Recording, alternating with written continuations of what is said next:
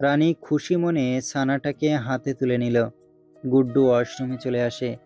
রানী ছানাটাকে এক হাতে বুকের মাঝে চেপে মাথায় হাত বুলিয়ে দিয়ে মুচকি মুচকি হাসছে।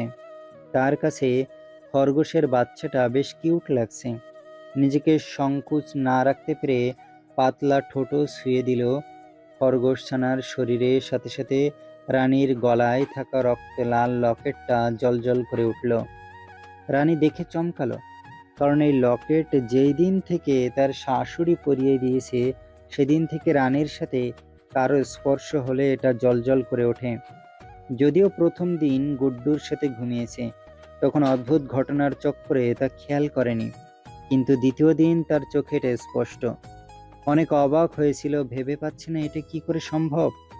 সে যেন এক ভাবনার জগতে হারিয়ে গেছে। ততক্ষণে গুড্ডু ফ্রেশ হয়ে রানীর সামনে এসে দাঁড়িয়েছে। রানীকে এভাবে এক ধ্যানে বসে থাকতে দেখে বলে, কই হারায়া গেলা বউ? হ্যাঁ। আচমকা ডাক দেয় কিছুটা আটকে বলে রানী। বলেছিলাম কই হারায়া গেছো? তেমন কিছু না, খরগোশ ছানাটা অনেক সুন্দর। তোমার পছন্দ হয়েছে? রানী খুশি মনে প্রত্যুত্তরে বলে, ভীষণ। আচ্ছা, আজ থেকে এটা তোমার। সত্যি? গুড্ডু তখন দাঁত বের করে হেসে বলে। 3 সত্যি। রানীও খুশি হয়ে গুড্ডুর মাথায় হাত বুলিয়ে চুল নেড়ে দেয়। Time skip. জিদ্দাত সিগারেটের শেষ অংশে টান দিয়ে বাড়ির ভেতরে প্রবেশ করে। নাকে মুখে ধোঁয়া ওড়ার আগেই হঠাৎ তার দিকে একটা তীর সেকেন্ডেরও কম সময়ে ধেয়ে আসে। জিদ্দাত সামনে না তাকিয়ে মস্তিষ্ক সচল রেখে তীরটা এক হাতে দ্বারা খপ করে ধরে নেয়। সিগারেট বিষাক্ত ধোঁয়া ফু দিয়ে উড়িয়ে তীরটার দিকে সরু চোখে তাকিয়ে পরপর ভুরু উঁচিয়ে সামনে তাকায়। সিঁড়ির কাছে তীর ছুঁড়ে মারা ব্যক্তির মুখখানা বেশে ওঠে, যে কিনা এই মুহূর্তে অপরাধ ভঙ্গিতে কান ধরে দাঁড়িয়ে আছে। জাবরার তীরটা ঘোরাতে ঘোরাতে বাঁকা হেসে এক পা করে সিঁড়ির দিকে এগিয়ে আসে। ছেলেটা তখন জোরপূর্বক হেসে বলে, সরি। সরি বলতে দেরি। জিদ্দাত ছেলেটাকে পেছন ফিরিয়ে গলায় তীরটা চেপে ধরতে দেরি হয়নি। তীরটা গলা থেকে দু হাতে টেনে ধরে তৎক্ষণাৎ আতঙ্কিত স্বরে ছেলেটা বলে, sorry bro, it's a mistake. Jiddat দাঁত কটমট করে ওঠে। জবাব তার সূচের থেকেও ধারালো। ভুল মানুষের সাথে ভুল একদম মানায় না। আর হবে না, এবারের মতো ছেড়ে দাও। শ্যামা সবেমাত্র সিঁড়ি দিয়ে নামতে নিয়েছিলেন। এই সিন দেখে চোখ বড় বড় করে তাকান। জিদ্দাত কিছু একটা মনে করে অদ্ভুত হেসে ছেলেটাকে তীরসহ ধাক্কা মারে, যার ফলে ছেলেটা সিঁড়ির রেলিংয়ের উপরে গিয়ে বাড়ি খায়। তাতে বেশ ব্যথাও পায়। শ্যামা এবার দৌড়ে এসে ছেলেটাকে ধরেন। ছেলেটা নিজেকে সামলে হাত ডলতে ডলতে জিদ্দাতের দিকে তাকায়, তবে সে সেদিকে তাকানোর প্রয়োজন মনে করে না। চোয়াল শক্ত রেখে সিঁড়ি দিয়ে উঠে যায়। শ্যামা ছেলেটার হাত নাড়িয়ে এপিট ওপিট দেখতে দেখতে চিন্তিত কণ্ঠে বলেন, শোভান, কোথাও লাগেনি তো তোর? মম, আই এম ফাইন। দুহাত শ্যামার বাহুতে রেখে হালকা হেসে বলে। শ্যামা সুস্থির নিঃশ্বাস ফেলেন। ভাগ্যে ভালো জিদ্দাত ছেড়ে দিয়েছে।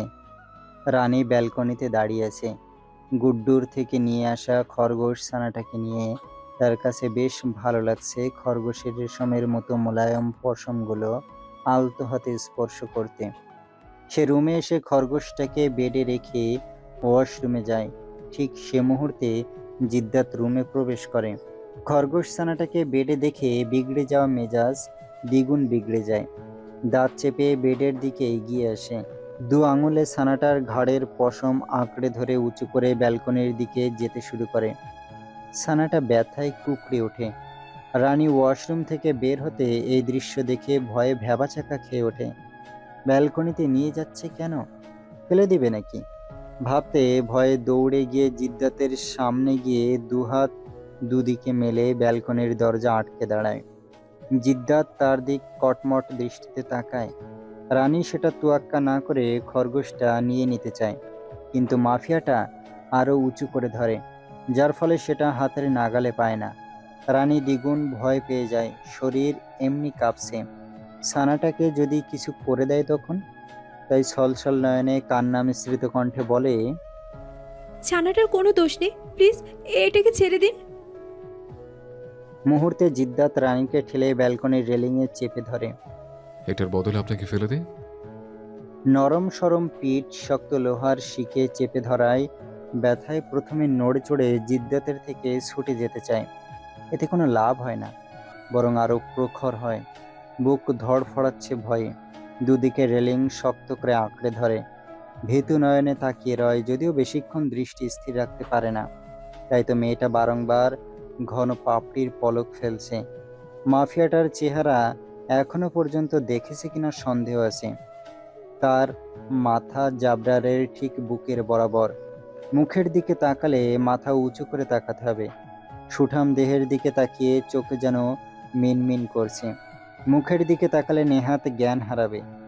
যদি তাকেও ফেলে দেয়, সেটা ভাবার মাঝে জাবরার চেপে দাঁড়িয়ে চোখ গরম করে বলে, কি বলছে শুনতে পাচ্ছেন না? ভয়ে মুখ দিয়ে আওয়াজ বের করতে পারছে না। জিদ্দাত রেলিংয়ের বাইরে ঝুঁকে খরগোশ ছানাটাকে নিচের দিকে ঝুলিয়ে বাঁকা হেসে বলে, এটাকেই ফেলে দিচ্ছে?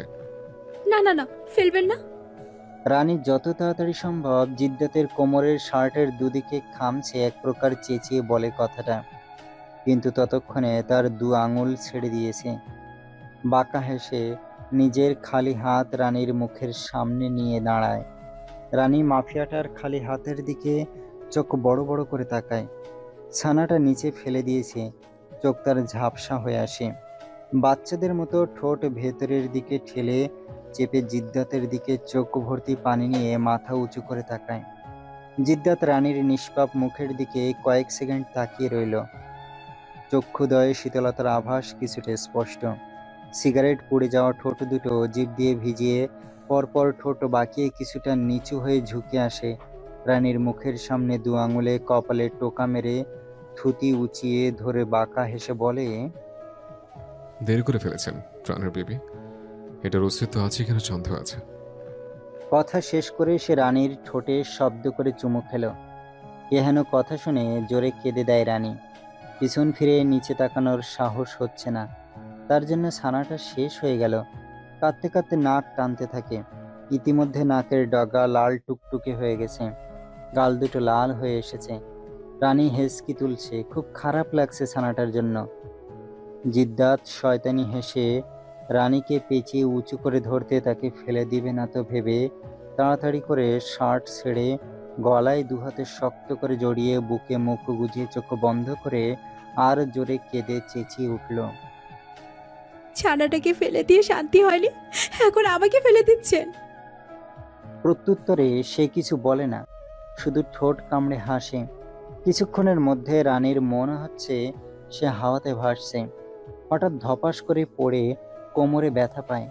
ভেবে নিয়েছে তাকে নিচে ফেলে দিয়েছে। অনেকটা সময় পার হওয়ার পর সে আস্তে আস্তে চোখ মেলে তাকিয়ে নিজেকে বেডে আবিষ্কার করে। জিদ্দাতকে শার্ট খুলতে দেখে উঠে যেতে চায়, তবে জিদ্দাত অদ্ভুতভাবে ঠোঁট কামড়ে হেসে জড়িয়ে ধরে বিবিকে। Time skip. ভেজা চুল এক হাতে নাড়িয়ে পেছনে ঠেলে দিয়ে সিঁড়ি দিয়ে নামছে। জিদ্দাত অপর হাতে কানে ফোন চেপে রেখেছে। মুখের ভাবভঙ্গি নর্মাল নাকি গম্ভীর বোঝা মুশকিল। মেয়েটার সিঁড়ির কাছের মানুষটাকে দেখে ভয়ে কিছুটা আড়ালে লুকিয়েছেন। লিভিং রুমে শোভান বসে সারার সাথে আড্ডা দিচ্ছে। সারার নজর সিঁড়িতে যেতে হাঁ করে তাকায়। ইস, কত হ্যান্ডসাম লাগছে। সাদা টি শার্টের সাথে wash colour denim jacket and pant, নিচের ঠোঁটে পিচারিং, সাথে ভ্রুতেও আছে। এইগুলো মাফিয়াটার সব সময় থাকে। চুল ঘাড়ের অনেকটা নিচে। সিঁড়িতে প্রতিটা পা ফেলার ধাপ আলাদা অ্যাট্রাকশন জানান দিচ্ছে। সব মিলিয়ে সারা পানি ছাড়া সাঁতার কাটছে। শোভান সারাকে লক্ষ্য করে সেদিকে তাকায়। ততক্ষণে জিদ্দাত নিচে নেমে দরজা অতিক্রম করে ফেলেছে। সারা এখনো সেই পানে তাকিয়ে। বসকে দেখে গার্ড গাড়ির দরজা ওপেন করে দেয়। ব্যালকনিতে সফট ড্রিঙ্ক হাতে নিয়ে দাঁড়িয়েছে একটা মেয়ে। মেয়েটার যে কর্নারে দাঁড়িয়েছে সেখান থেকে পুরো খান ম্যানশনের বাগানের প্রতিটা আনাগোনা দৃশ্যমান। জিদ্দাতের হাঁটার প্রতিটা ধরন মেয়েটা লোভনীয় চোখে ক্যাপচার করে নিচ্ছে, এবং কিছুক্ষণ তাকিয়ে থাকার পর গাঢ় রেড লিপস্টিক পরিহিত ঠোঁট নাড়িয়ে মেয়েটা আওড়ায়, দেখা হবে আমাদের ব্ল্যাক নাইট পার্টিতে মাই বয়েস মিস্টার জাবর খান জিদ্দাত। জিদ্দাত গাড়িতে উঠে বসে হালকা ঘাড় বাঁকিয়ে ব্যালকনিতে থাকা মেয়েটির দিকে তাকিয়ে রহস্যময় হাসে। পরপর নজর সরিয়ে গাড়ি নিয়ে বাতাসের গতিতে রাগে ছোটে।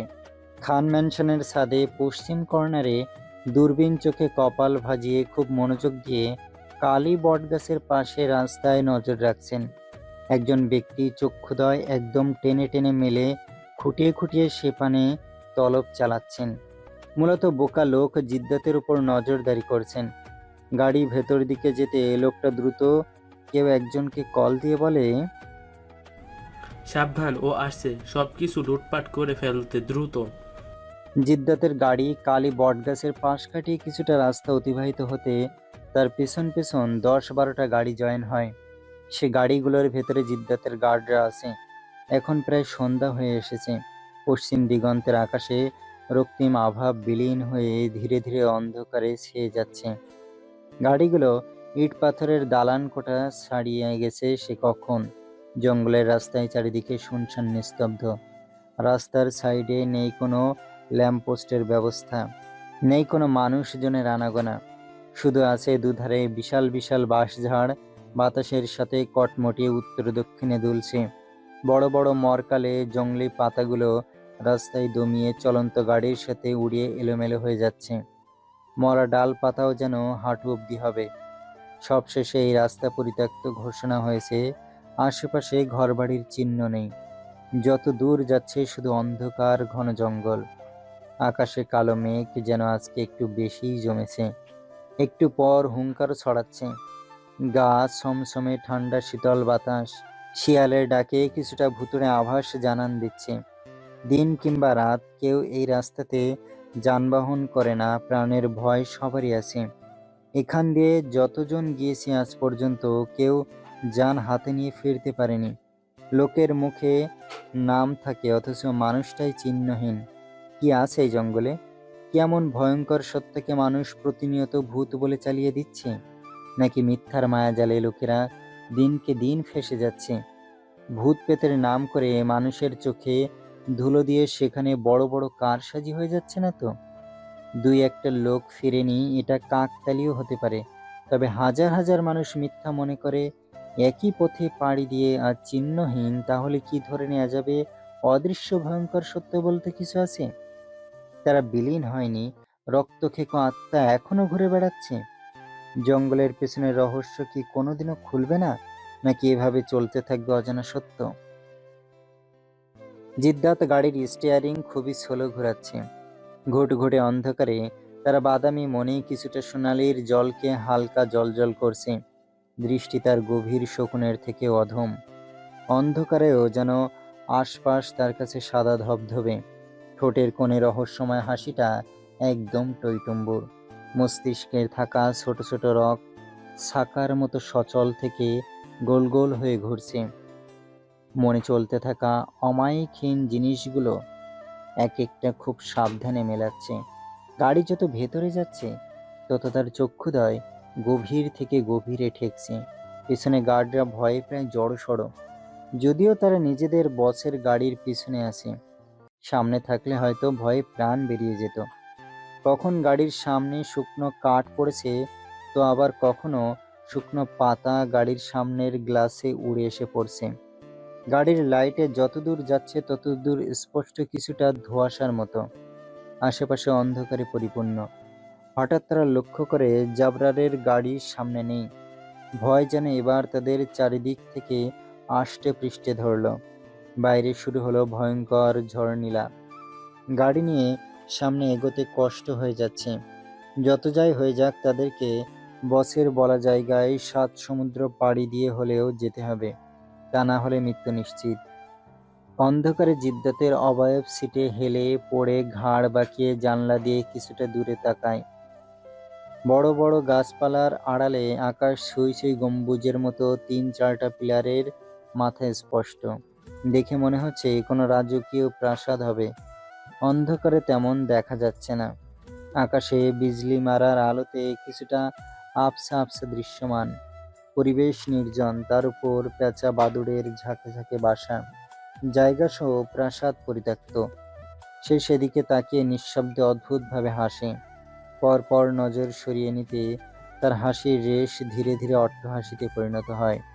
নিস্তব্ধ রাতে এই হাসির ধ্বনি অতি ভয়ঙ্কর রূপ নিচ্ছে। একবারের জায়গায় বারবার প্রতিধ্বনি হচ্ছে। হাসতে হাসতে এক আঙুলে কপাল ঘেঁষতে ঘেঁষতে সে হাসি থামিয়ে আওড়ায়, এই সিন আর কতদিন? জেদ্দাত সময় দিয়েছে যতদিন, সময় শেষ, সব কারবারও শেষ। দেরি করেনি আর এক মুহূর্ত। হাসতে হাসতে গাড়ি নিয়ে তুফানের গতিতে ছুটে জঙ্গলের মাঝে থাকা বিশাল মাঠে জিদ্দাতের গার্ডগুলো এসে এক এক করে দাঁড়িয়েছে। সামনে বড় এক সিংহাসন। মাঠের কয়েকটা জায়গায় ভিন্ন ভিন্নভাবে গাছের টুকরোতে আগুন জ্বালিয়ে রেখেছে। 10 থেকে 12 জন লোক নিচে হাত পা বাঁধা অবস্থায় মধ্যস্থানে পড়ে আছে। পাশেই বিশাল এক টেবিলের উপরে নানান ধরনের ধারালো অস্ত্র। সবাই তাদের বসের জন্য মাথা নিচু করে অপেক্ষা করছে। বেঁধে রাখা লোকগুলো ছটফট করছে, হাত পা খোলার জন্য ব্যস্ত। নিজেদের শক্তি ক্ষয় করে এতে কি আর কোনো লাভ হবে? সিংহের আসন থেকে পালিয়ে যাওয়া এতই সোজা? থমথমে পরিবেশে হঠাৎ কারো আগমনে চারদিকের ধোলা বাতাসে উড়িয়ে লোকগুলোর চোখে মুখে নাকে প্রবেশ করিয়ে দিল।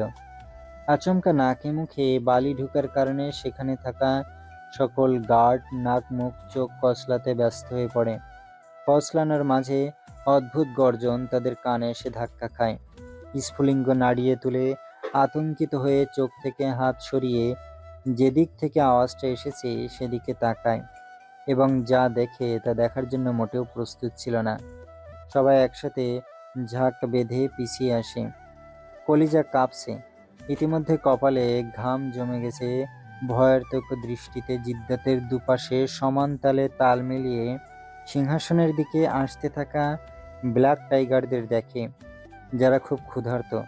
তাদের জিভ বের করা অবস্থায় তরল লালা পড়া এবং মুখ দিয়ে করা অদ্ভুত আওয়াজেই জানান দিচ্ছে কতটা হিংস্র প্রাণী জীবিত মানুষ টেনে ছিঁড়তে 5 মিনিটও লাগবে না তাদের।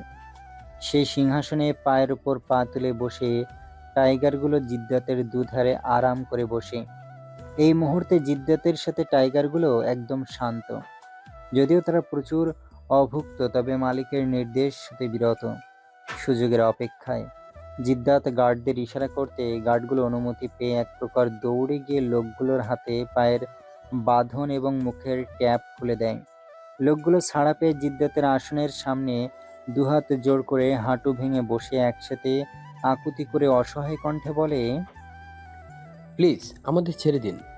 এহেন কথায় সিগারেটে আগুন দিতে দিতে বাঁকা হাসে এবং সিগারেট ঠোঁটের ভাঁজে রেখে টান দিয়ে ধোঁয়া উড়িয়ে লোকগুলোর দিকে তাকায়। কয়েক সেকেন্ড তাকিয়ে থাকার পর কিছু না শুনতে পাওয়ার ভান ধরে বলে, কে যেন বললি? শুনতে পাইনি। বাকি লোকগুলো ভড়কে গেল। সাহস হলো না দ্বিতীয়বার মুখ দিয়ে আওয়াজ বের করার। সেখানে থাকা একটি ব্যক্তি ভয়ে ভয়ে কাঁপতে কাঁপতে উঠে দাঁড়ায়। টিপ টিপ করতে থাকা আত্মা নিয়ে বলেন, স্যার ক্ষমা করবেন, রাস্তায় আমি না বুঝে আপনার সাথে বেয়াদবি করে ফেলেছি, আমায় ছেড়ে দিন। দ্বিতীয়বার আর আপনার সাথে বেয়াদবি হবে না, খোদার কসম। আমি কাউকে সেকেন্ড চান্স দেই না, আমার কসম। বলেই হু হু করে হেসে উঠল। বাকি লোক গার্ড সহ পুরো জঙ্গল কেঁপে ওঠে। রাতের ঘন আধারে কতই না বিভৎস সে হাসি। গাছের পাখিরাও সে হাসিতে কাবু হয়ে উড়াল দিয়েছে। বন বাদলে অতৃপ্ত ক্ষুধার্ত পশু পাখিও তাহা হতে বিরত হয়নি। কাছে ভিড়ার ভয়ে ঘাপটি মেরেছে ছুরির মতো ঝিলঝিল করা নখের সাহায্য মাটির হাঁচলে অতল গভীরের সুড়ঙ্গে। পা জঙ্গলে পড়ার সাথে সাথে শিষ্টহীন পুরো জঙ্গল নম্রে ধারণ হয়েছে। জিদ্দাত আচমকা হাসি থামিয়ে দিয়ে এক প্রকার লাফিয়ে দাঁড়ায়। মুহূর্তে চোখ মুখ শক্ত হয়ে আসে তার। সারা মুখে রক্তের নীলিমা ভেসে ওঠে। এলো পাথাড়ি বাতাস বইতে শুরু করে। পায়ের পাতা ছুঁই ছুঁই কালো ব্লেজার খুলে ছুঁড়ে ফেলে গার্ডের দিকে। গার্ড প্রাণপণ নিয়ে সযত্নে আঁকড়ে ধরে। একজন গার্ড এগিয়ে গিয়ে সব অস্ত্রগুলো টেবিলের উপর থেকে নামিয়ে ফেলে এবং পুনরায় নিজের জায়গায় গিয়ে আবারও মাথা নিচু করে দাঁড়ায়। জিদ্দাত হাতে গ্লাভস পরে দুটো শিক তুলে একটা লোককে টেবিলে চেপে ধরে গার্ডগুলো ভয়ে চোখ তুলে এই দৃশ্য দেখানোর সাহস নেই। প্রতিবারের মতো আজও মাথা নিচু করে কাঁপছে। যারা শিকার ছিল তাদের চোখ বেরিয়ে আসার উপক্রম। কিছুক্ষণের মধ্যে তাদের কানে জীবন্ত মানুষের বুক চিরে ফেলার বিকট চিৎকার ভেসে আসে। কম্পন সৃষ্টি হয় এক একটা মানুষের কলিজায়। ভূমিকম্পের মতো মাটি দুলে ওঠে। কি হচ্ছে এখানে? প্রতিটা গার্ডের দৃষ্টি অন্ধকার মাটির উপর সীমাবদ্ধ। সামনে যা হচ্ছে তা দেখার শক্তি কিংবা কোনো প্রকার সাহস নেই। প্রতিটা শিকার সে একইভাবে নিজের কবজায় এঁটে নেয়। পশ্চিমের জঙ্গলের মধ্যস্থলে শোনা যাচ্ছে শুধু প্রাণ কেড়ে নেওয়া মানুষদের বিকট চিৎকার। আহাজারিতে লুটিয়ে পড়ছে পরবর্তী শিকার। ফায়দা তো হয়নি, গলার ছাল উঠে যাওয়া ছাড়া। 2 ঘন্টা ধরে জিদ্দাত নৃশংস কাজ চালিয়ে রক্ত মাখামাখি হাত থেকে ছুরিটা ফেলে দিয়ে গার্ডদের উদ্দেশ্যে হুকুম চালায়, I want my things to arrive on time and in the right place. গার্ডগুলো হ্যাঁ সম্মতি জানায়। ওকে বস। জিদ্দাত রহস্যময় হেসে ব্ল্যাক টাইগারদের দিকে তাকিয়ে পরপর এক একটা লাশের দিকে তাকায়।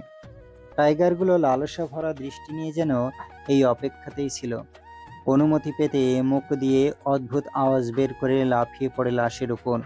সূচের মতো নখ দিয়ে ডোলের মতো খালি দেহ আঁচড়ে তাজা মাংস ধারালো দাঁত দ্বারা টেনে ছিঁড়ে আহরণ করে নিজেদের ক্ষুধা নিবারণ করতে ব্যস্ত হয়ে পড়ে। Time skip. রানী বেডে বালিশে মুখ গুজে কেঁদেই যাচ্ছে। থামার কোনো নামই নেই। তার মন শুধু খরগোশের কাছেই পড়ে আছে। শরীরের ব্যথার থেকে মনে বেশি ব্যথা করছে। কি দোষ ছিল খরগোশটা? ওই মাফিয়ার মনে কি একটুও দয়া নেই? এইসব ভেবে বালিশে মুখ গুজে কেঁদে যাচ্ছে। কান্না করার মাজার দরজা খোলার আওয়াজ পায়, তাই কান্না থামিয়ে আস্তে আস্তে বালিশের থেকে মুখ উঠিয়ে দরজার দিকে তাকাতে খুশিতে লাফিয়ে ওঠে। গুড্ডু দাঁড়িয়ে হাতে সে খরগোশ ছানাটা একদম সুস্থ সবল আছে, শুধু একটুখানি পায়ে চোট পেয়েছে। রানী যেন চোখে বিশ্বাস করতে পারছে না। রাত তো 12টা হবে, সে স্বপ্ন দেখছে না তো? রানীকে ভুল প্রমাণিত করে গুড্ডু এগিয়ে এসে তার হাতে ছানাটা ধরিয়ে দিয়ে বলে, তুমি ওটাকে দেখে রাখবে না? এখন তোমাকে ফাঁকে দিয়ে আমার কাছে চলে গেছে। তুমি ওটাকে খুঁজে পাচ্ছ না দেখে কাঁদছিলে। রানী তাড়াতাড়ি করে মাথা ঝাঁকায়। মানে হ্যাঁ কি বলবে ভেবে পাচ্ছে না। খরগোশটা বেঁচে আছে কিভাবে সেটাই মাথায় ঢুকছে না। অনেক ভেবেচিন্তে গুড্ডুকে জোরপূর্বক হেসে প্রশ্ন করে, আচ্ছা গুড্ডু ধরো, আমরা খরগোশটাকে বেলকুনি দিয়ে নিচে ফেলে দিলাম, তাহলে ছানাটা বেঁচে থাকবে নাকি মরে যাবে? মরে যাবে, তাই না? গুড্ডু রানীর কথা শুনে বোকা বনে যায়। পর মুহূর্তে এক হাত মুখে চেপে হাসতে থাকে। এতে করে রানী ভুরুকুসকে বোকার মতো তাকিয়ে আস্তে করে বলে, হাসছো কেন? তোমার কথা শুনে তুমি কি বোকা? খরগোশ লাফাতে পারে, তাদের ফেলে দিলে লাফিয়ে কোনো কিছু আঁকড়ে ধরে বেঁচে যাবে, তাই ওরা মরবে না। রানী দাঁত দিয়ে নখ কাটতে শুরু করে। সত্যি সত্যি সে বোকা। গুড্ডু যেটা বলেছে সেটা তো ভেবে দেখেনি। পর মুহূর্তে ছানাটাকে জড়িয়ে বিড়বিড় করে ওঠে, ধ্যাত, আমার ছাতার মাথা ভেবে লাভ নেই, ছানাটা পাইছি সেইটাই অনেক। অসভ্য লোক, ফেলে দিয়ে আমাকে এতগুলো ব্যথা দিয়েছে। কি বিড়বিড় করছো? জোরপূর্বক হেসে রানী জানায়, কিছু না। চলো নিচে যাই। আমি যাব না। গুড্ডু বায়না ধরে বলে, এত কিছু জানি না, তুমি আমার সাথে নিচে যাবে মানে যাবে, ব্যাস। তারপরেও যেতে চায় না। তবে গুড্ডু খুব বেশি জেদ ধরায় বাধ্য হয়ে নিচে যেতে রাজি হয়ে যায়। বেড থেকে নেমে দাঁড়ায়। চুলগুলো বেনি অবস্থায় ছিল। পেঁচিয়ে খোপা করে ওড়না টেনে মাথায় দিয়ে ছানাটা টেবিলের উপর রেখে আস্তে আস্তে রুম থেকে বের হয়। অন্যদিকে হরিরাম টেবিলের উপরে রামদাসের দিকে কিছু ফাইল এগিয়ে দিলেন। রামদাস খুব মনোযোগ সহকারে চেক করেন। হরিরাম দাঁড়িয়ে গলা পরিষ্কার করলেন। অতঃপর চশমা ঠেলে হাত কসলাতে শুরু করেন, যেন কিছু বলতে চাইছেন। রামদাস ফাইলে দৃষ্টি তাক করে হরিরামের আচরণ খুব করে টের পাচ্ছেন। গম্ভীর স্বরে জিজ্ঞাসা করলেন, কিছু বলবে? হরিরাম যেন এই আশায় ছিলেন, সুযোগ পেতে দেরি করলেন, বলে ফেললেন, বলেছিলাম কি দাদা, আপনি অনুমতি দিলে বাড়িতে একটা পার্টির ব্যবস্থা করলে ভালো হয়। শোভানের কয়েকটা ফ্রেন্ড লন্ডন থেকে বাংলাদেশে এসেছে, আর মেয়েটা। পুরো কথা শেষ করার আগেই রামদাস নরমালি উত্তর দিলেন, ওদের মন মতো করে সব আয়োজন করো। আচ্ছা দাদা, শোভান সব করে নিবে। গুড্ডু রানীকে নিয়ে সোহানা বেগমের রুমে আসে। মূলত রানী বলেছিল গুড্ডুকে তাকে নিয়ে আসতে। সোহানা বেডে বসে ফুলের চুল আঁচড়ে দিচ্ছেন। তিনি জোর করে ফুলকে রুম থেকে বের করে নিজের রুমে নিয়ে এসেছেন। না খেয়ে কেঁদে কেটে নিজের কি অবস্থা করে ফেলেছে মেয়েটা। মুখটা একদম শুকিয়ে গেছে, শ্যামবর্ণে আরো ফ্যাকাশে হয়ে কালচে দেখা যাচ্ছে। রানী দরজার সামনে দাঁড়িয়ে আছে। সোহানার নজর তখন সেদিকে যায়। রানীকে দাঁড়িয়ে থাকতে দেখে হেসে বলেন, বাইরে কেন, ভিতরে আসো। রানীও হালকা হাসে, অতঃপর রুমে প্রবেশ করে। সোহানা রানীকে পাশে বসতে বলেন। রানী ফুলের পাশে বসে। গুড্ডু দাঁড়িয়ে রইল। সোহানা ফুলের মাথা বেঁধে দিলেন এবং উঠে দাঁড়ালেন। তখন ওনার ফোনে কল আসে। অতঃপর তিনি ফোন হাতে নিয়ে ব্যালকনিতে চলে আসেন। রানী ফুলকে কিছু বলতে নিলে সোহানা রুমে এসে ফুলকে বলেন, গুড্ডুকে নিয়ে নিচে যাও, রানী একটু পর আসছে। ফুল মাথা দুলিয়ে গুড্ডুকে নিয়ে রুম থেকে বের হয়ে যায়। সোহানা কাভার্ডের কাছে গিয়ে কয়েকটা শাড়ি ও গহনার বক্স হাতে নিয়ে বেডে রাখেন। রানী চুপচাপ তাকিয়ে তাকিয়ে দেখছে। দেখো তো রানী কোন শাড়িটা বেশি সুন্দর। রানী শুধু বোকার মতো ফ্যালফ্যাল করে তাকিয়ে রয় শাশুড়ির দিকে। সোহানা তখন হেসে বলেন, শাড়ি চুজ করে দিবে না আমাকে? রানী মনে করে হয়তো তিনি পরবেন তাই পছন্দ করে দিতে বলছেন। সোহানার থেকে নজর সরিয়ে শাড়ির দিকে তাকায় এবং সেখান থেকে খুঁজে খুঁজে মেরুন কালারের শাড়িটা হাতে তুলে সোহানার দিকে এগিয়ে দিয়ে মুচকি হেসে বলে, এটা বেশি সুন্দর। রানী শাড়ির কুচি ধরে সিঁড়ি দিয়ে নামছে। তার শাশুড়ি তাকেই শাড়ি গহনা পরিয়ে দিয়েছে। যদিও সে বেশ কয়েকবার মানা করেছে, কিন্তু সোহানা বেগম মানতে নারাজ। তাই শাশুড়ির কথা মতো আর বারণ করতে পারেনি। সারা সোফাতে বসে আপেল খাচ্ছে। রানীকে দেখে ভুরু কুঁচকায়। রানীকে দেখতে অনেক সুন্দর দেখাচ্ছে, একদম বউ বউ লাগছে। সারার হিংসা হলো রানীর সৌন্দর্যের উপর। পর মুহূর্তে চোখ টেরা করে ভাবলো বউ সেজে কেন ঘুরঘুর করছে, পাগল নাকি। নিচে নেমে আসতে বাড়িতে জিদ্দাত প্রবেশ করে, হাতে জ্বলন্ত সিগারেট। রানীর পা তখনই আটকে যায়, হাঁটু কাঁপছে, সামনে আর এক পা এগোনোর শক্তি নেই। ভয়ে ফাঁকা ঢোক দিলে, লোকটা এখনই আসতে হলো, ধ্যাত। সারা তো মহা খুশি। তখন আরো বেশি খুশি হয়ে যায় যখন নিজের অপর পাশের সোফায় তাকে পায়ের ওপর পা তুলে বসতে দেখে। জিদ্দাত চক্ষুদয় খাদে নিয়ে রানীর দিকে তাকায়। রানী শাড়ি খামচে ধরে, পুরো শরীর কাঁপতে আরম্ভ করে, নড়তেও পারছে না। পাগুলো যেন কেউ টেনে চেপে ধরেছে। না, এখানে থাকা যাবে না, যে করেই হোক এখান থেকে পালানোই যার জন্য মঙ্গল। অতি কষ্টে পা বাড়িয়ে পিছিয়ে আসে, উদ্দেশ্য উপরে চলে যাবে। সারা রানীকে চলে যেতে দেখে অনেকটা খুশি হয়ে যায়, কারণ জিদ্দাতের সামনে মেয়েটা না থাকাই ভালো। সিগারেটে টান দিয়ে রানীর দিকে তীক্ষ্ণ দৃষ্টিতে খুঁটিয়ে খুঁটিয়ে পা থেকে মাথা পর্যন্ত পর্যবেক্ষণ করে। রানীর সামনে দিক থেকে ফিরে সিঁড়িতে পা রাখতে নিলে কানে ভেসে আসে গম্ভীর রাগচটা কণ্ঠ, আর এক পাশ সামনে এগুলি পা কেটে একদম হাতে ধরিয়ে দেব। রানীর আর সাহসী কুলালো না সামনে পা বাড়ানোর। এমনিতে শরীর থরথর করে কাঁপছে, এহেন কথায় যেন দাঁড়িয়ে থাকার শক্তি হারিয়েছে। জাবরার জিভ দিয়ে শুকনো ঠোঁট ভিজিয়ে বাঁকা হাসে। অতঃপর সিগারেটের শেষবারের মতো টান দিয়ে পা নামিয়ে শান্ত স্বরে বলে, এদিকে আসুন। রানীর প্রাণ বেরিয়ে যাবার মতো অবস্থা। সারা যেন আকাশ থেকে পড়ে। এদিকে আসবে মানে? মনের মধ্যে তার কেমন খসখস লাগে। হাতে থাকা অর্ধেক আপেল জিদ্দাতের দিকে তাকিয়ে নখ দিয়ে খোঁচাতে শুরু করে। রানী নড়তে পারছে না, দাঁড়িয়ে দাঁড়িয়ে কাঁপছে, জোরে জোরে শ্বাস নিচ্ছে, চোখের পলক বারবার ফেলছে।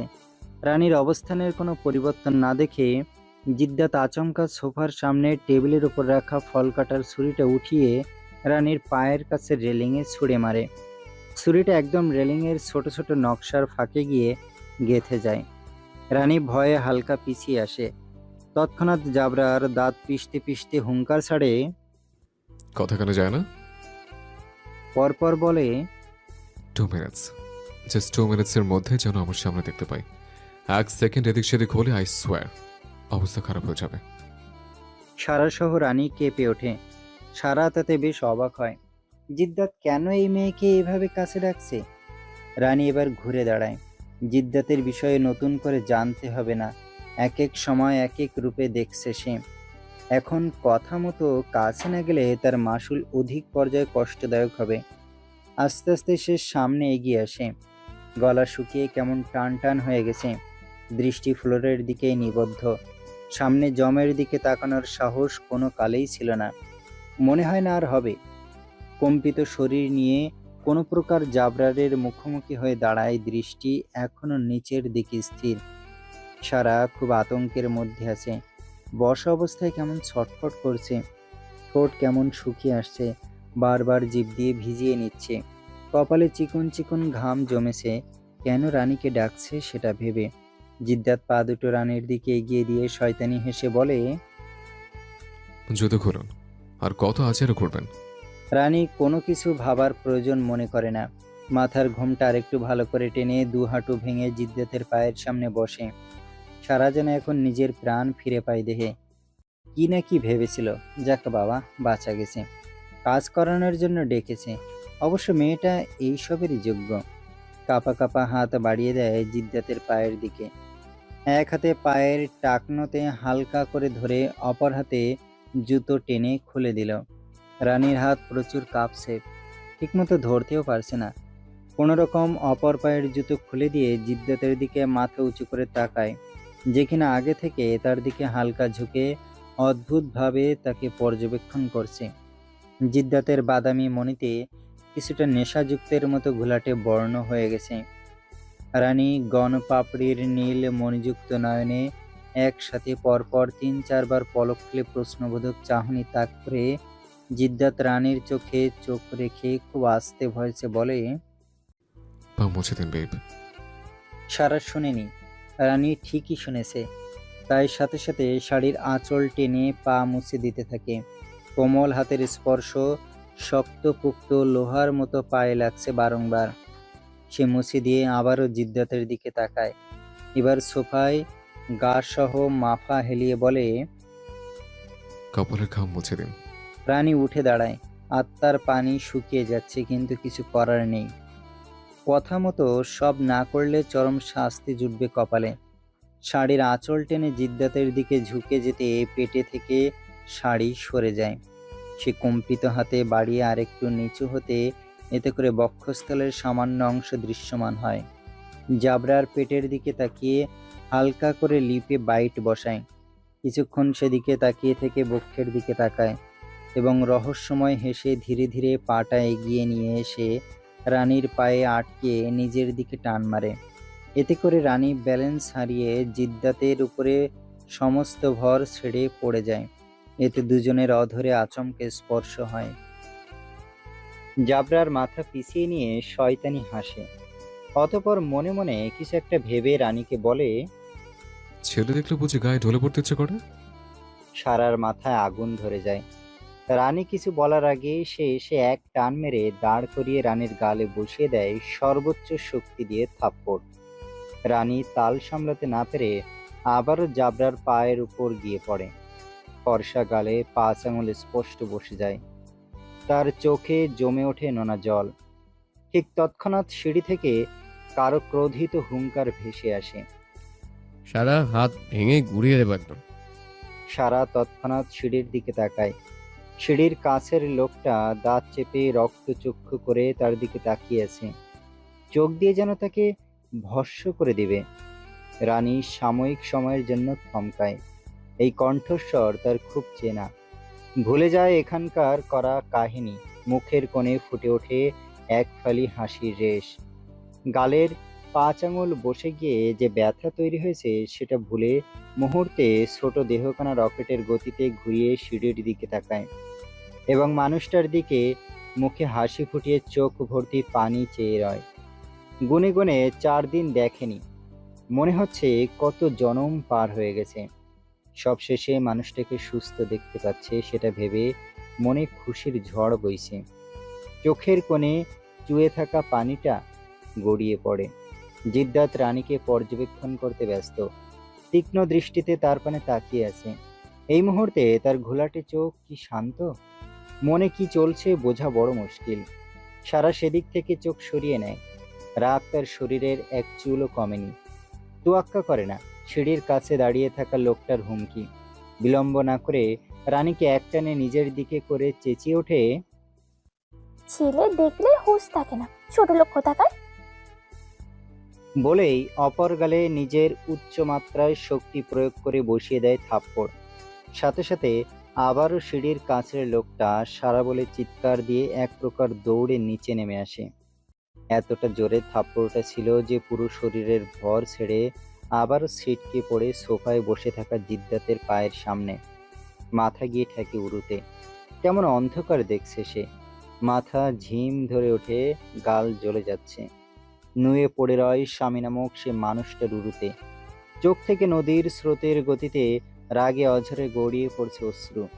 সে অশ্রু উরুর কাছের মোটা জিন্স ভেদ করে উন্মুক্ত জায়গায় ঠেকেছে।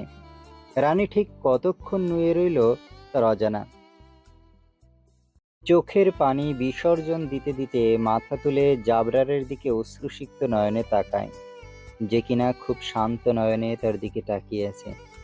রানীর গাল দুটো লাল হয়ে রক্ত জমাটের মতো হয়ে ফেটে যেতে চাইছে।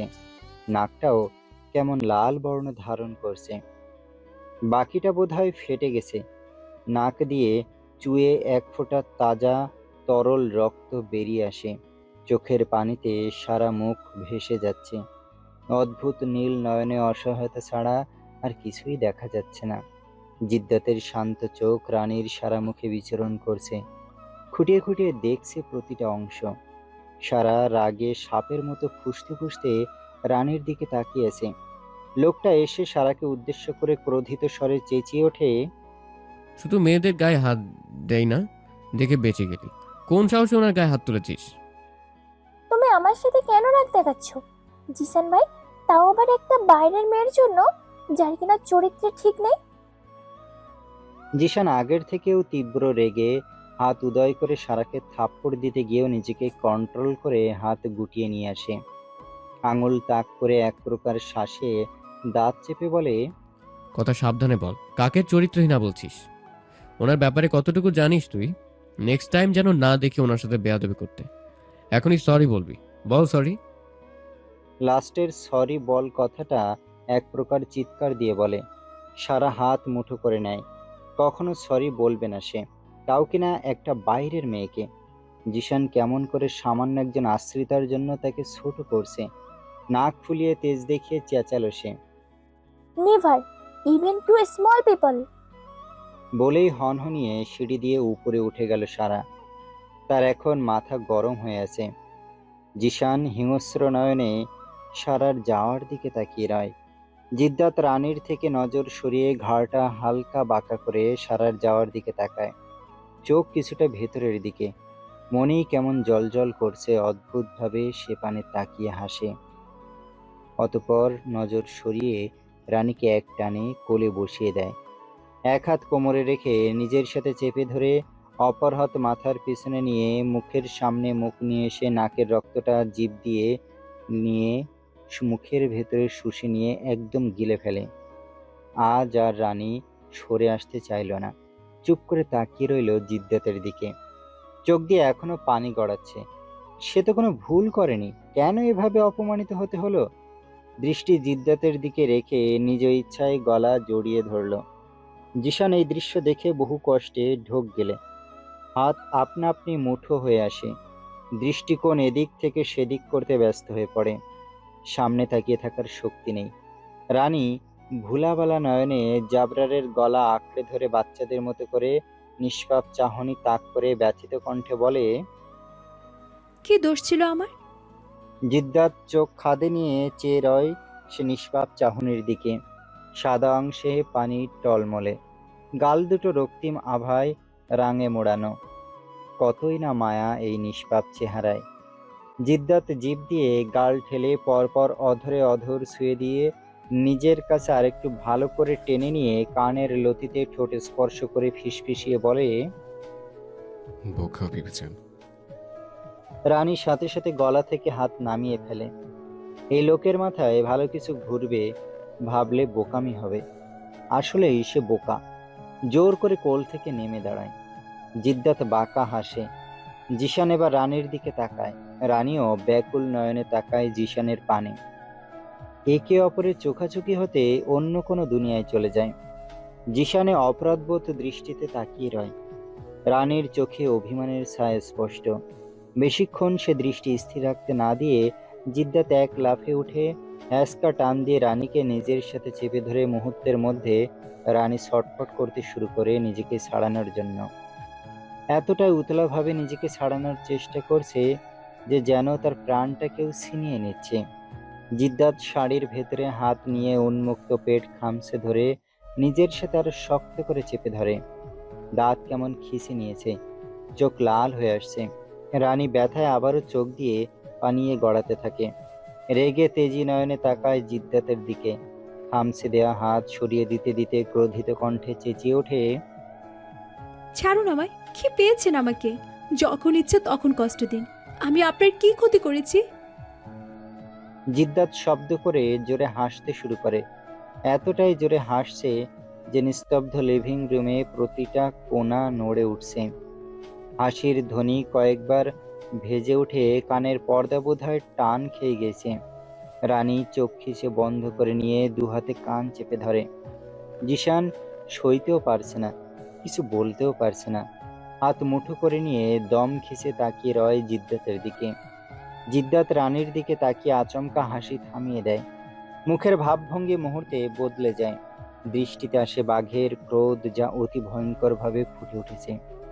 রানী বন্ধ রাখা চোখ আস্তে আস্তে খুলে এবং জিদ্দাতের দিকে তাকাতে এক দফা কেঁপে ওঠে।